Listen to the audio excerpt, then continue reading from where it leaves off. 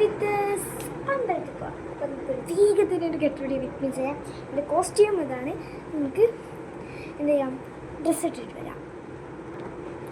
നമ്മുടെ കോസ്റ്റ്യൂം ഇട്ടിട്ട് കോസ്റ്റ്യൂം ഇട്ടിട്ട് നമുക്ക് എന്ത് ചെയ്യാം, ജസ്റ്റ് ഒരു ഫൗണ്ടേഷൻ ഇട്ടിട്ട് ഞാൻ ഡേഴ്സലിൻ്റെതാണ് ഇട്ടിരിക്കുന്നത്.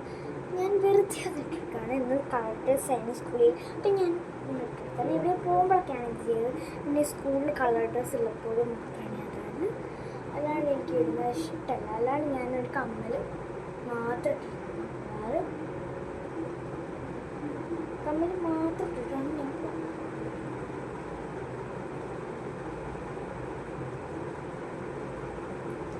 ഞാൻ ഫൗണ്ടേഷൻ തേച്ചു.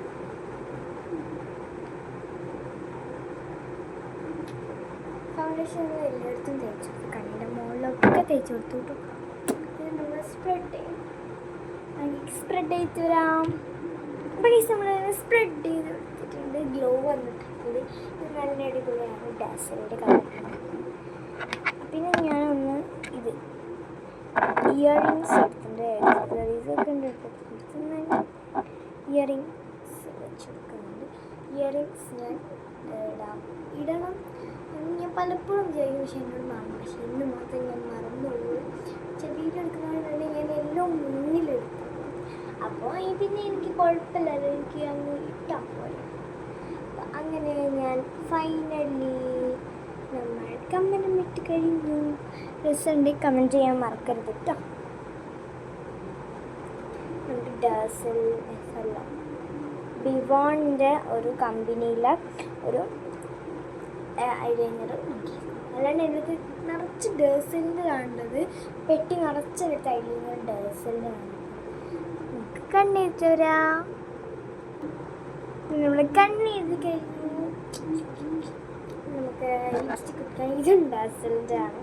എടുത്ത് ഡാസലിൻ്റെ മാത്രം ഞാൻ ഡാസലിൻ്റെ മാത്രമാണ് യൂസ് ചെയ്യാറ്. അത് ലേസർ മാത്രമേ അത്രയ്ക്ക് കളക്ഷൻസാണ് എടുത്തിട്ടുള്ളത്. പക്ഷെ ഒക്കെ കലിപ്പിയാണ്. ഞാൻ എന്നും ഡേഴ്സലിലാണ് മാറുന്നത്. എനിക്കെന്തോ ഡേഴ്സലിനോട് ഇത്ര ഇഷ്ടം.